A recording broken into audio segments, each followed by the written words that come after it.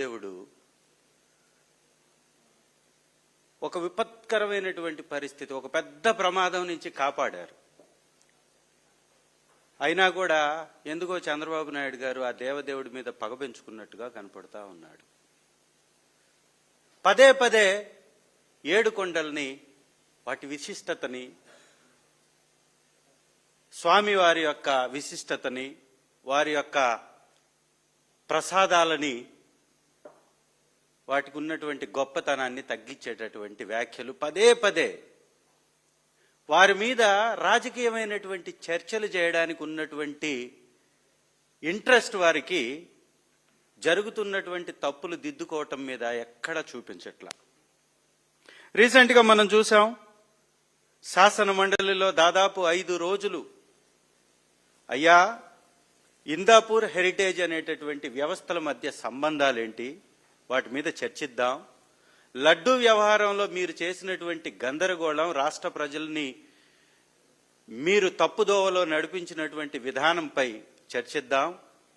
ఆ దేవదేవుని యొక్క ప్రతిష్టని మళ్లీ కాపాడదాం. శాసన మండలిలో చర్చకి మేమందరం సిద్ధము అని వాయిదా తీర్మానం వేస్తే దొంగల్లాగా పారిపోయారు. అది కూడా ఎలాంటి వ్యవహారాలు చేశారంటే, శాసన మండలిలో తెలుగుదేశం పార్టీ నాయకుడు మాట్లాడేటటువంటి ఆ క్లిప్పింగ్ మాత్రమే ఆ వీడియోలో కనపడుతుంది. అబ్జెక్షన్ చేస్తున్నటువంటి వైఎస్ఆర్ కాంగ్రెస్ పార్టీ ఎమ్మెల్సీల యొక్క ఫోటోలు కానీ వీడియోలు కానీ బయటికి రావు. రీసెంట్గా 2 రోజుల ముందు చూసాం, చంద్రబాబు నాయుడు గారు ఆ దేవదేవుణ్ణి, తిరుమల తిరుపతి దేవస్థానం యొక్క ప్రతిష్టని దెబ్బతీసినందుకు నిరసనగా ఆ భగవంతుని యొక్క ఫొటోస్ శాసన మండలిలో ప్రదర్శించాలని ఎమ్మెల్సీలు వారు అక్కడ ఉన్నప్పుడు, వాళ్ళ టేబుల్ దగ్గర ఉన్నప్పుడు అందరి చేతుల్లోకి ఆ యొక్క ఫొటోస్ని, ఆ దేవుని యొక్క ఫొటోస్ని పంచేటప్పుడు కొంతమంది చెప్పులు వేసుకొని ఆ ఫోటోలు తీసుకున్నట్టుగా మనం కొన్ని ఫొటోస్ బయటకు వచ్చాయి, వాటిని చూసాం. వాళ్ళు చాలా స్పష్టంగా చెప్పారు, మాకు ఫొటోస్ సప్లై చేసినప్పుడు, ఇచ్చేటప్పుడు మేము ఎక్కడైతే మా యొక్క సీట్స్ ఉన్నాయో అక్కడ మేము తీసుకునేటప్పుడు చెప్పులు ఉన్నప్పుడు తీసుకొని తర్వాత చెప్పులు వదిలేసి మేము పోడియం దగ్గరికి వెళ్ళేటప్పుడు చెప్పులు లేకుండా వెళ్ళి నిరసన ప్రదర్శించాం. మా నిరసన గళాన్ని వినిపించాం, చైర్మన్ గారి దృష్టికి తీసుకువెళ్ళాం. పదే పదే చెప్పారు, ప్రెస్ మీట్లలో చెప్పారు. ఏదో చంద్రబాబు నాయుడు గారు శుద్ధపూసలాగా, భయంకరమైనటువంటి భక్తుళ్లాగా, ఎప్పుడు ఆ దేవుని యొక్క ఫోటోలు పట్టుకున్నా, ఎప్పుడు పూజలు చేసినా వారెప్పుడు చెప్పులు షూజు వేసుకోనట్టుగా పదే పదే 3 రోజుల నుంచి ఏ టీవీ పెట్టినా, ఏ ఛానల్ పెట్టినా అవే ఫోటోలు, ఎమ్మెల్సీలు చెప్పులు వేసుకున్నారని. నేను అడుగుతున్నాయా చంద్రబాబు గారు, మీరు ఈ రాష్ట్రానికి అనేక సందర్భాల్లో ముఖ్యమంత్రిగా చేసినటువంటి వ్యక్తి, మీరు అసెంబ్లీని, శాసన మండలిని దేవాలయం అని పెద్ద పెద్ద మాటలు, సంతోషం, మంచిదే, ఒక దేవాలయం, ప్రజాస్వామ్య దేవాలయం. అలాంటి దేవాలయానికి పూజ చేయడానికి మీరు వెళ్ళినప్పుడు చెప్పులు వదిలేరా అసలు? ఇది ఒక్క ఫోటోనా మార్ఫింగ్ చేయడానికి? దీని మీద మార్ఫింగ్ అని తెలుగుదేశం నాయకులు మాట్లాడడానికి సిగ్గుండొద్దు? కొంచెమన్నా ఇంగితం ఉండొద్దు? కొంచెమన్నా జ్ఞానం ఉండొద్దు? ఇది ఒక్కరివా? పక్కనున్నటువంటి ప్రతి ఒక్కరు, ఆ రోజు స్పీకర్గా ఉన్నటువంటి కోడెల శివప్రసాద్ గారు, ఆ పక్కనున్నటువంటి ప్రతి ఒక్కరు, అధికారులందరూ చెప్పులు వేసుకునే ఉన్నారు. రెండవది, పంతులు గారు పూజ చేస్తున్నప్పుడు ఇది షూ వేసుకొనే, షూ ఇప్పే సమస్య లేదు. ఎందుకో మరి ఎప్పుడు నేను షూ ఇప్పంగా చంద్రబాబు నాయుడు గారిని చూడలా. నేను ఈ 2 రోజుల నుంచి, ఈ చర్చ జరిగినప్పటి నుంచి కష్టం మీద కుర్చీల మీద కూర్చొని మరి చెప్పులు ఇప్పుతూ, షూస్ ఇప్పుతూ, పోజులు ఇస్తూ వీడియోలు వదులుతున్నారు బయటికి. ఇది పంతులు గారి సమక్షంలో. కింద పఠాలు, కలుషం, దేవుని యొక్క పఠాలు అన్నీ ఉన్నాయి. వారు షూ ఇప్పలా ఎక్కడ? ఓపెనింగ్ దగ్గర ఇది ఏకంగా హోమం చేసే దగ్గర, హోమగుండం దగ్గరే చెప్పులు వేసుకొని.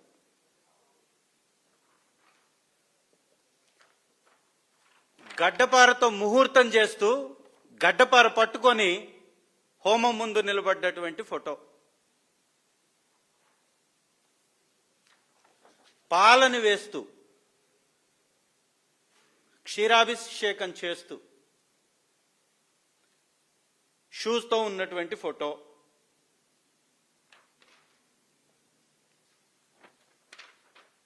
ఇక్కడ ముహూర్తం గుంత తవ్వుతూ గడ్డపారతోటి తవ్వేటప్పుడు కూడా షూస్. ఇంకా వీరి సుపుత్రుడైతే ప్రధానమంత్రి గారికి ప్రతిభనిస్తూ కూడా ఆ ప్రతిభనిచ్చేటప్పుడు ఆ షూస్ తోటే ఇచ్చారు దేవుని యొక్క ఆ విగ్రహాన్ని. చెక్కతోటో లోహంతోటో చేసినటువంటి ఒక ప్రతిమ ఇస్తున్నప్పుడు కూడా దాంతోపాటే ఉన్నారు. అదేవిధంగా డిప్యూటీ ముఖ్యమంత్రి గారు కూడా. అంటే కంటిన్యూగా వీళ్ళు చేసిన ప్రతి కార్యక్రమం, ఇంకా ఎమ్మెల్సీలు పట్టుకుంది కేవలం పేపర్ మీద ఫోటోనే, ఫ్రేమ్ కట్టినటువంటి ఆ ఫ్రేమ్స్ కాదు, దేవుని యొక్క పటాలు కాదు వారు పట్టుకుంది. అలా అంటే బుక్స్ మీద కూడా చాలా చోట్ల ముద్రించినటువంటి దేవుని యొక్క ఫోటోలు ఉంటాయి. అయినా కానీ ఒక ముఖ్యమంత్రిగా అనేక పర్యాయాలు చేసినటువంటి చంద్రబాబు నాయుడు గారికి, లోకేష్ గారికి, పవన్ కళ్యాణ్ గారికి దేవుని మీద ఎంత చిత్తశుద్ధి ఉందో, ఎంత ప్రేమ ఉందో, ఎంత గౌరవం ఉందో, ఎంత భక్తి ఉందో వాళ్ళు చేసినటువంటి విన్యాసాలు చూస్తే మనకు కనపడతాయి. అలాంటి విషయాన్ని పట్టుకొని ఏకంగా 3 రోజులు నడిపించేశారు కథని. పాపపు మాటలు, పాపపు వ్యాపారాలు, పాపపు వ్యవహారాలు, విషంతో కూడినటువంటి మాటలు, విషంతో కూడినటువంటి వ్యాపారాలు, విషాన్ని ప్రజల మీద చల్లేటటువంటి వ్యవహారాలు. ఇది వాళ్ళు చేస్తున్నటువంటి పరిపాలన. అసలు మేము అడుగుతుంది ఏంటి? చంద్రబాబు నాయుడు గారు ఇటు తిప్పి అటు తిప్పి, ఇటు తిప్పి అటు తిప్పి ఆ దేవదేవుని యొక్క లడ్డు వ్యవహారాన్ని ఎటు తీసుకెళ్లాలనుకుంటున్నాడు? అంటే చేసినటువంటి తప్పుకి పాప పరిహారం లేకపోగా, పశ్చాత్తాపం లేకపోగా, చేస్తున్నటువంటి తప్పుడు ప్రచారంలో ఆ దేవదేవుని యొక్క లడ్డులో వారు చెప్పినటువంటి జంతువుల, పంది, చేప ఆ పదార్థాలు లేవు అని చెప్పిన తర్వాత చంపలేసుకొని సాగిలపడి దేవుడి ముందు నన్ను క్షమించమని ప్రజలను అడిగేది పోనిచ్చి ఇవాళ ఎదురు దాడి చేసేటటువంటి ప్రయత్నం. ఎందుకు చేశాడా ఇదంతా అని మనం ఏదో అనుకున్నాం అమాయకంగా. దీనిలో కూడా వ్యాపార లావాదేవీలు ఉన్నాయని బయటకు వచ్చేసాయి. హెరిటేజ్ అనేటటువంటి వ్యవస్థ ఎలా పుట్టిందండి? చిత్తూరు అనేటటువంటి ప్రాంతంలో జన్మించినటువంటి ఈ చంద్రబాబు నాయుడు గారికి చిత్తూరు డైరీ ఆ రోజు బ్రహ్మాండమైనటువంటి లాభాలతో నడుస్తున్నటువంటి డైరీ మీద కళ్ళు పడ్డాయి ఆయనకి. ఎలా అయినా ఈ డైరీని చంపేస్తే, ఈ చిత్తూరు అనేటటువంటి డైరీని, ఆ సొసైటీ డైరీని చంపేస్తే దాని యొక్క ప్లేస్లో ప్రైవేట్ డైరీని పెట్టుకోవాలనేటటువంటి ఒక ఊహ వచ్చినట్టుంది. వెంటనే చిత్తూరు డైరీ ఈయన అధికారంలోకి రాగానే నష్టాల్లో వచ్చేసినట్టు చూపించటం, దాన్ని మూసేయడం, అదే అదనుగా చూసి హెరిటేజ్ అనేటటువంటి వ్యాపార సంస్థని మొదలుపెట్టడం. పోనీ ఈయనొక్కడ పెట్టుకున్నాడా? ఈ రాష్ట్రంలో ఉన్నటువంటి సంఘం డైరీ ఎవరిది? ధూళిపాల నరేంద్ర గారిది. ప్రకాశం జిల్లాలో ఉన్నటువంటి డైరీ ఎవరిది? తెలుగుదేశం నాయకులది. ఈ రాష్ట్రంలో ఉన్నటువంటి డైరీలు మొత్తం ఎవరివి? దాదాపు తెలుగుదేశం పార్టీ నాయకులవి, చంద్రబాబు నాయుడు గారికి పక్కనుండేటటువంటి బి గ్యాంగ్లో భాగస్వాములవి. ఈరోజు మనం చూసాం రాజమహేంద్రవరంలో పాలు కల్తీ అయ్యి పదుల సంఖ్యలో అస్వస్థతకు గురై 5 మంది ఆల్రెడీ చనిపోయారు. వీళ్ళు 4 అని ప్రకటిస్తారు. అక్కడ ఉన్నటువంటి జక్కంపూడి రాజా గారు, చెల్లుబోని వేణు గారు ప్రెస్ మీట్ పెట్టి 16 మంది అస్వస్థతకు గురయ్యారంటే ప్రభుత్వం అక్కడ కూడా మళ్ళీ దాచిపెట్టేటటువంటి ప్రయత్నం. విషం కూడిన వ్యాపారం, చిన్న బిడ్డలు తాగే పాల దగ్గర నుంచి మత్తు పానీయాల దాకా కల్తీ వ్యాపారమే వీళ్ళ యొక్క స్వార్థ రాజకీయం. కల్తీ చేయటం, కాసులు కొట్టేయటం. కాసులు వాళ్ళకి ఏంది అని అడిగితే కేసులు మాకు. కల్తీ వ్యాపారం వాళ్ళు చేయాలి, మేం బయట పెట్టాలి, మాకు ఈ విధంగా నోటీసులు ఇవ్వాలి. హెరిటేజ్ నుంచి వచ్చినటువంటి నోటీస్, నాకు కూడా వచ్చింది నోటీస్. ఎన్నో అవార్డులు తీసుకున్నటువంటి కంపెనీ అంట ఈ కంపెనీ. దీని మీద మేమేదో అబద్ధపు ప్రచారం చేశామంట. నేను అడుగుతున్నాను, స్పష్టంగా అడుగుతున్నా చంద్రబాబు నాయుడు గారిని, భువనేశ్వరి గారిని, అలాగే వాళ్ళ కుమారుడైనటువంటి లోకేష్ గారిని, వారి కోడలు గారిని, హెరిటేజ్ అనేటటువంటి వ్యవస్థ మీరు పెట్టినప్పటి నుంచి ఒక్క పేదవాడికి దానివల్ల ఉపయోగం జరిగిందా? దీనిలో పేద ప్రజల యొక్క లబ్ధి ఏమన్నా ఉందా? ఏ విధంగా ఏ మూలకు పోయినా 100 ఎకరాల భూములు మీకు వచ్చాయి. ఏకంగా హెరిటేజ్ భూముల కోసం ఇక్కడ ఆ యొక్క ఇంటర్నల్ రోడ్ యొక్క లైనింగ్ ను కూడా మార్చారు అనేటటువంటి విషయం కూడా బయటపడ్డది. ఇంకా హోంమంత్రి ఒక అడుగు ముందుకేస్తుంది. ఆవిడేమనుకుంటుందంటే నారావారి హోంకి మంత్రి అనుకుంటుంటది. వారి యొక్క వ్యాపారాలతోటి ఏం పనండి? హెరిటేజ్ మీద ఎవరైనా కానీ కామెంట్ చేస్తే హెరిటేజ్ ఎండీ చెప్పుకుంటారు, హెరిటేజ్లో భాగస్వామిగా ఉన్నటువంటి వాళ్ళు చెప్పుకుంటారు. ఈవిడొచ్చి చెప్తుంది, మంత్రి గారు, సోదరి మరి పదే పదే ఈ అబద్ధాలు చెప్పడం ఎంతవరకు కరెక్టో మరి ఏమనుకుంటుందో తెలియదు. ఈ రాష్ట్రానికి ఒక ఉన్నతమైనటువంటి మంత్రిగా ఉండి ఈ విధంగా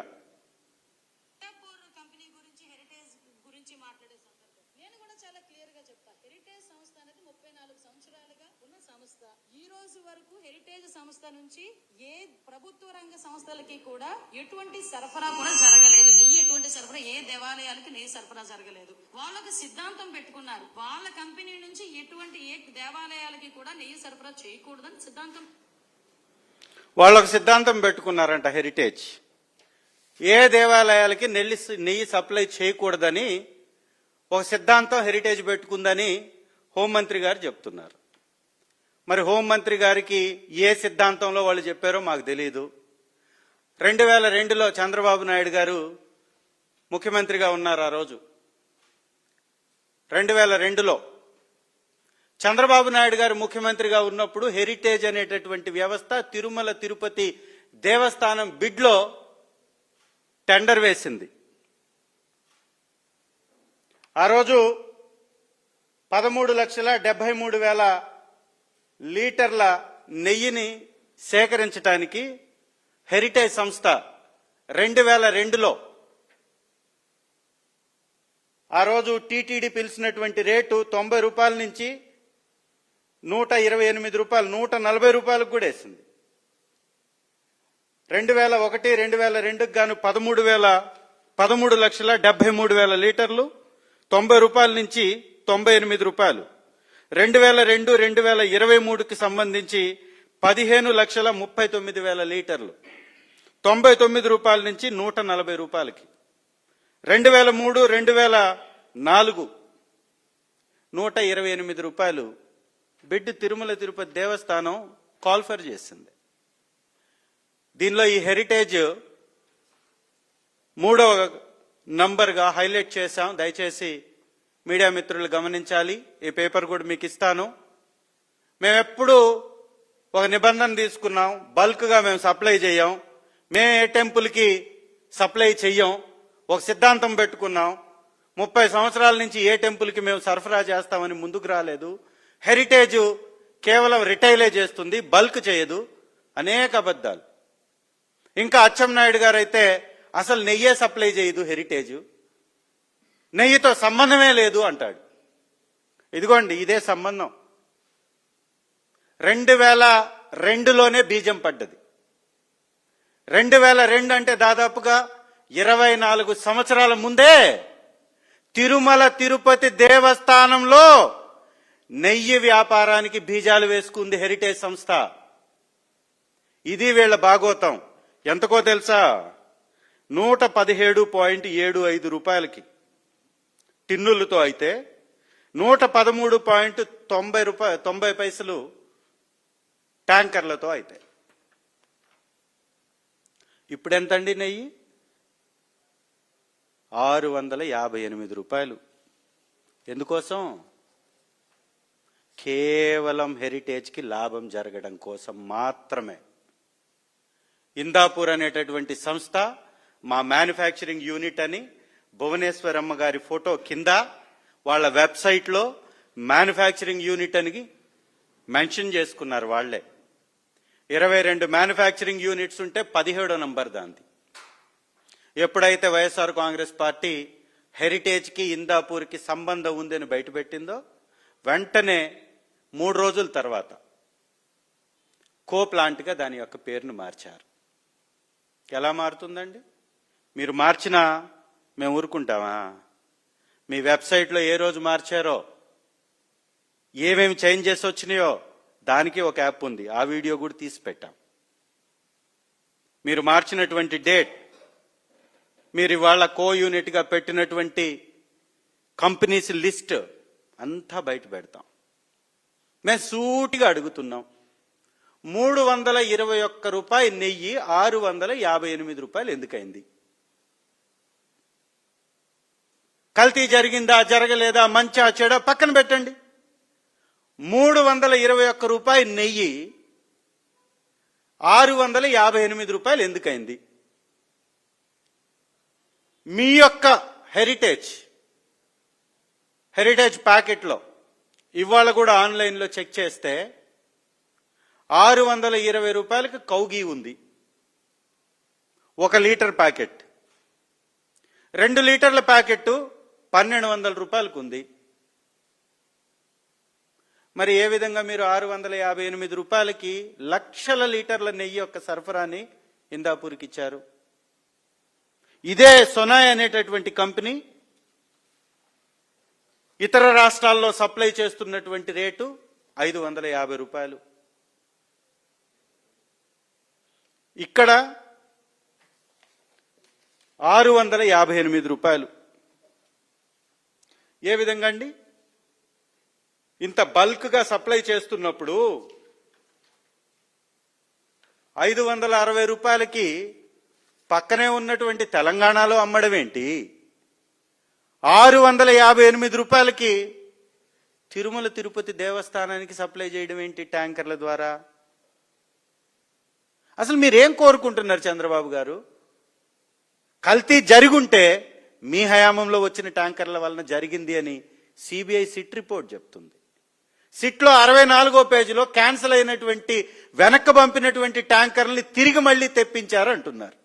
మరి తిరిగి తెప్పిస్తే నీది ప్రభుత్వం, నీది తిరుమల తిరుపతి దేవస్థానంలో ఉన్నటువంటి బాడీ, నీ వ్యవస్థలో పనిచేస్తున్నటువంటి తిరుమల తిరుపతి దేవస్థానంలో పనిచేస్తున్నటువంటి చైర్మన్, నేను తెలుగుదేశం వాడిని, ముందు నాకు తెలుగుదేశం, తర్వాత తిరుమల తిరుపతి దేవస్థానం అంటున్నాడు. మరి నీకు వీరాభిమానిగా ఉన్నటువంటి చైర్మన్, అతని ఆధ్వర్యంలో 4 ట్యాంకర్లు కలుషితం అయ్యి మళ్ళీ తిరుమల తిరుపతి దేవస్థానానికి వస్తే ఆ పాపం నీది కాదా?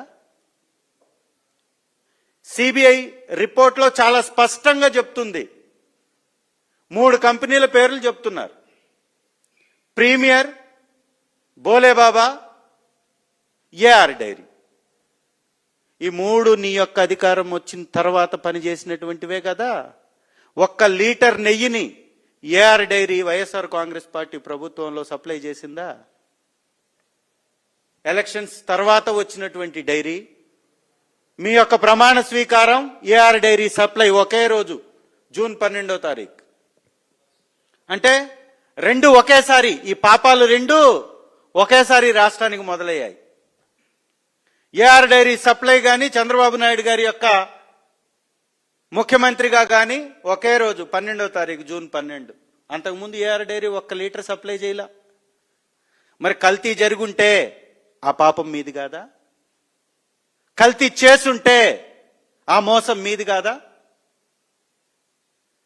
అడ్డదారుల్లో ఆ ట్యాంకర్లు మళ్ళీ తిరుమల తిరుపతి దేవస్థానానికి తిరిగి వచ్చుంటే మీరు కావాలని చేసింది కాదా? చర్చించమని అడుగుతున్నాం. ఎందుకు పారిపోతున్నారు భయపడి? మీకు నిజంగా తప్పు చేయకపోతే ఎందుకు చర్చించట్లా? మేము అడుగుతుంది ఎక్కడ? కౌన్సిల్లో చర్చించమంటే 4 గంటల అసెంబ్లీలో చర్చిస్తామంటున్నారు. ఎస్, శ్రీ జగన్మోహన్ రెడ్డి గారిని ప్రతిపక్ష నాయకుడిగా ఆహ్వానించండి. ప్రతిపక్ష హోదా ఇస్తామని చెప్పండి. దమ్ము ధైర్యం ఉంటే చర్చించండి. అప్పుడు అడిగేటటువంటి ప్రతి ప్రశ్నకి సమాధానం చెప్పే సత్తా ఉంటే శ్రీ జగన్మోహన్ రెడ్డి గారిని ప్రతిపక్ష నాయకుడిగా ఆహ్వానించండి. సమయం ఇస్తామని చెప్పండి.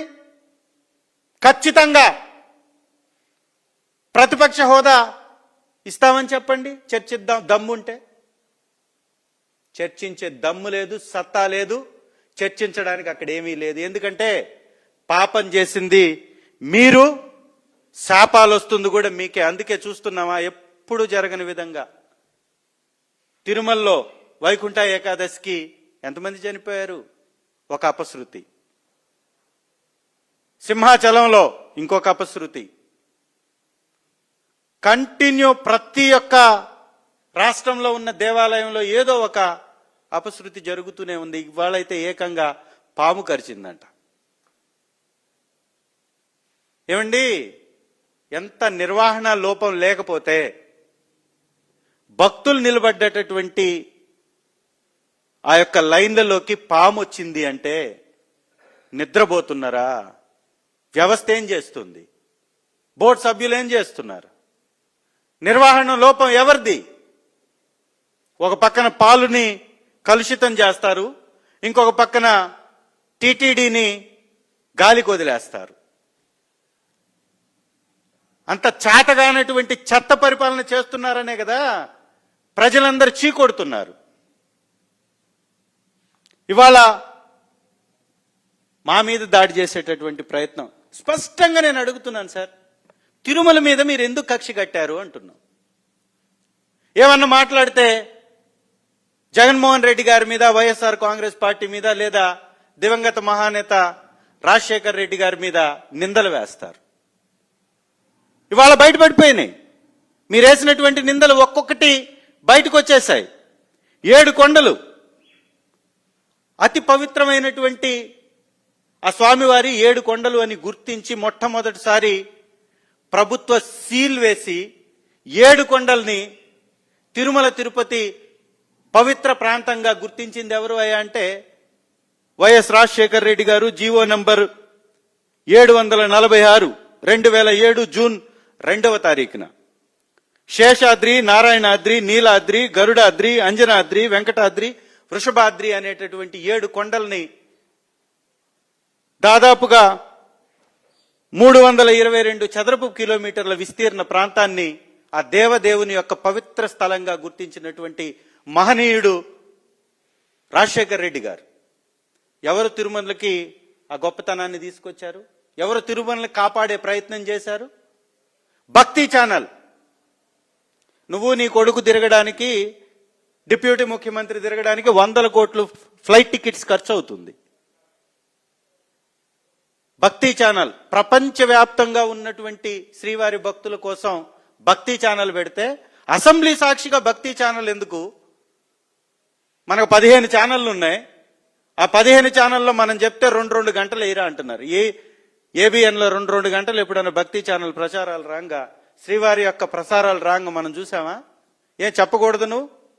నువ్వు చేసే పాపాలని, మోసాలని పెద్ద పెద్ద తాటికాయంత అక్షరాలతో ఖండిస్తుంటారు కదా. నువ్వు నీ కొడుకు చేసేటటువంటి అరాచకాల్ని మా మీదకు నెడుతూ పాపాలు చేసేది మీరు, నెట్టేది మాకు. మా ప్రభుత్వంలో మంచి జరిగితే క్రెడిట్ మీకు, మీ ప్రభుత్వంలో పాపం జరిగితే ఆ క్రెడిట్ మాకిస్తాడు. రీసర్వేలో 400 కోట్ల పైచీలకు డబ్బు వైఎస్ఆర్ కాంగ్రెస్ పార్టీ చేసినటువంటి, ప్రభుత్వం చేసినటువంటి మంచి కార్యక్రమం వల్ల ఈ రాష్ట్రానికి వస్తే మాది క్రెడిట్ అంటారు. ఎవడికో పుట్టిన పిల్లోడికి వీళ్ళ పేరు పెట్టుకుంటారు. అంటే ఈ రకమైనటువంటి దుర్మార్గం. అందుకే అంటున్నాను నేను, ఎందుకో శ్రీవారి మీద బాగా కోపాన్ని పెంచుకున్నట్టుగా చంద్రబాబు నాయుడు గారు ఉంది అని చెప్పడానికి ఈ ఉదంతాలే కనపడుతున్నాయి. టీటీడీకి సంబంధించినటువంటి పవిత్రతని దెబ్బతీసిన చంద్రబాబు నాయుడు గారు ఖచ్చితంగా ప్రజలకు క్షమాపణ చెప్పాలి. ఇందాపూర్ డైరీకి హెరిటేజ్కి ఉన్న సంబంధం మీద 4 గంటలు కాదు 40 గంటలు అసెంబ్లీలో మాట్లాడినా నీ భజన చేసుకుంటాను. నిన్ను ఖండించేటటువంటి వారు ఎవరు ఉంటారు?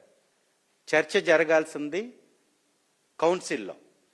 చర్చించడానికి కౌన్సిల్లో సిద్ధంగా ఉన్నారు ఎమ్మెల్సీలు. 5 రోజుల నుంచి పట్టుబడుతున్నారు. 3 రోజులు కంటిన్యూగా మీరు సభా సమయాన్ని వృధా చేశారు. దమ్ముంటే చర్చించండి. ప్రజలు అడుగుతున్న ప్రశ్నలకి సమాధానం చెప్పండి. 560 రూపాయలకి బయట ఓపెన్ మార్కెట్లో లీటర్ అమ్ముతున్నటువంటి ఇందాపూర్ అనేటటువంటి సంస్థ యొక్క నెయ్యిని టీటీడీకి 658 రూపాయలకి ఎందుకు కట్టబెట్టారు? లక్షల లీటర్ల నెయ్యిని ఎందుకు అడ్డదారిగా కొంటున్నారు? అసలు నీ చెప్పిన మాట ఏంటి? మా ప్రభుత్వంలో ఉన్నప్పుడు మీరేం చెప్పారండి? గవర్నమెంట్ యొక్క సంస్థ నందిని కర్ణాటక సంస్థ సప్లై చేస్తుంది. అక్కడి నుంచి తీసుకోకుండా అడ్డదారుల్లో ప్రైవేట్ వాళ్ళకి కట్టబెట్టి వాళ్ళ దగ్గర నుంచి కమిషన్లు కొట్టేయడానికి జగన్మోహన్ రెడ్డి గారు ఈ కొత్త కొత్త కంపెనీలను తీసుకొచ్చి నిబంధనలు సడలించారంట అన్నారు కదా మీరు. ఒక్క కంపెనీ కొత్తది వచ్చినటువంటి సందర్భం లేనే లేదు. సవరించినటువంటి నిబంధన ఏది కూడా నాణ్యతలో లేదు. ఏ ఒక్కటైనా కానీ ఉంటే చూపించండి అని మీకు చెప్పిన తర్వాత పారిపోయారు. నేను అడుగుతున్నా మిమ్మల్ని, మీరు పెట్టారు 800 కిలోమీటర్ల నిబంధన పెట్టారు.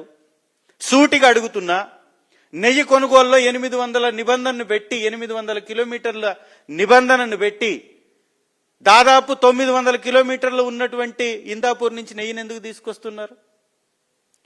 ఇందాపూర్ని ఈ బిడ్లో పార్టిసిపేట్ చేయడానికి 800 అనేటటువంటి నిబంధనని ఎందుకు తీసేశారు?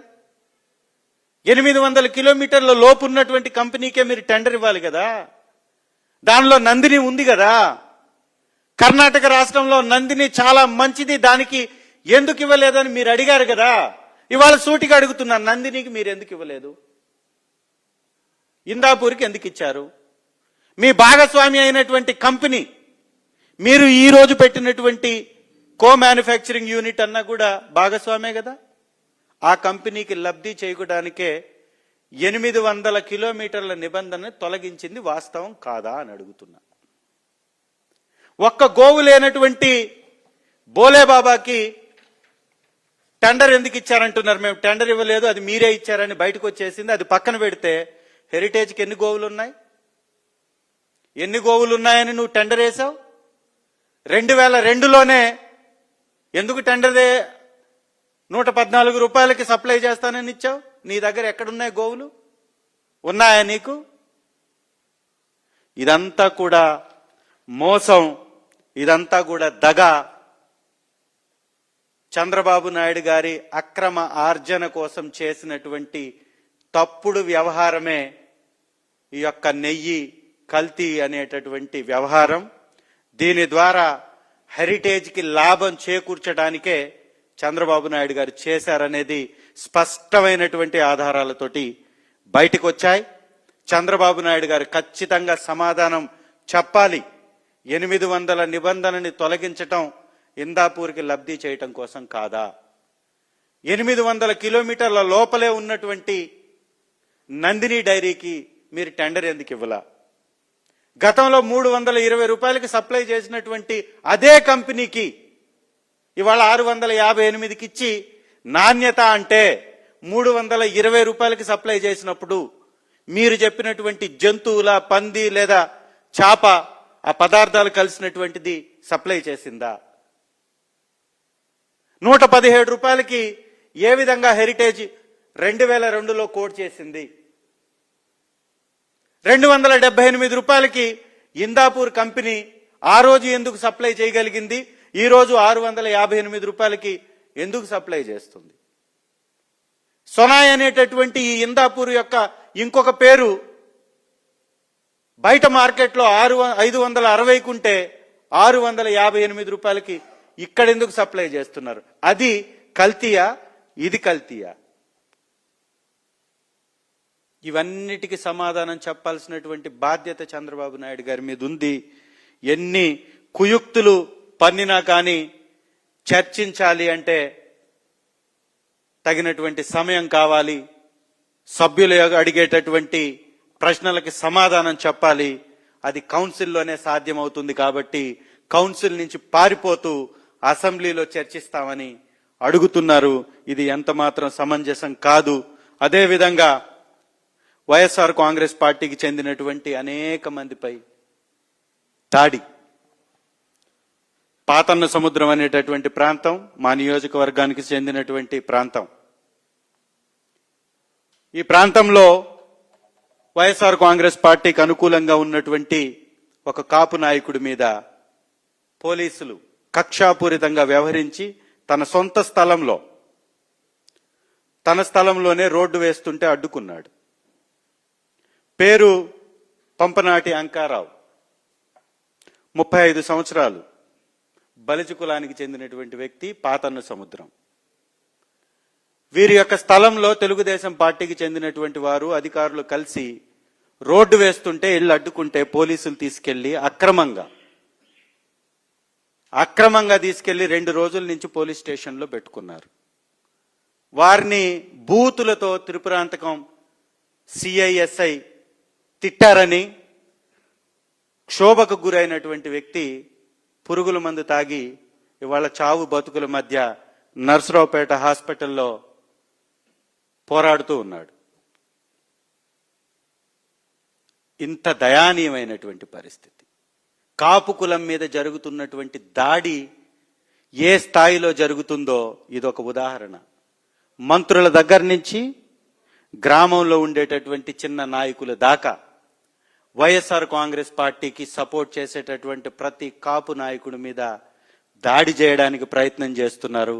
వైఎస్ఆర్ కాంగ్రెస్ పార్టీ వారికి అండగా ఉంటుంది కాబట్టి దాడి చేస్తున్నారనే దానికి ఇది చక్కని ఉదాహరణ. ఈరోజు అతను ఒక వీడియో తీసి ఆ వీడియోలో క్లియర్గా చెప్పాడు, మా నాన్నని మా తమ్ముడిని నిన్న స్టేషన్లో పెట్టి ఉదయం 10 గంటలకు రమ్మని సిఐ సాయంత్రం 12 గంటల వరకు ఉంచి మమ్మల్ని మనోవేదనకు గురి చేసి మమ్మల్ని ఇంత ఇబ్బంది పెట్టి మా స్థలం అయి కూడా వాళ్ళకి స్థలం రోడ్డు లేదని మమ్మల్ని మా స్థలంలో వాళ్ళకి రోడ్డు అక్రమంగా దౌర్జన్యంగా దాసరి అంజయ్య, దాసరి వెంకటప్పయ్య, అన్నం వెంకటేశ్వర్లు, సన్నాఫ్ అచ్చయ్య. ఈ వీడియో అంతా పంపిస్తాను సార్. ఈ వీడియో ఇవాళ ఇప్పుడు హాస్పిటల్లో ఇది పొజిషన్. కండిషన్ చాలా సీరియస్ గా ఉంది. చావు బతుకుల మధ్య ఆ వ్యక్తి పోరాటం చేస్తున్నాడు. ఇలాంటి దుర్మార్గపు పరిపాలన అంతమొందించే రోజు దగ్గరలో ఉందని మీకు తెలియపరుస్తూ థ్యాంక్ యూ వెరీ మచ్.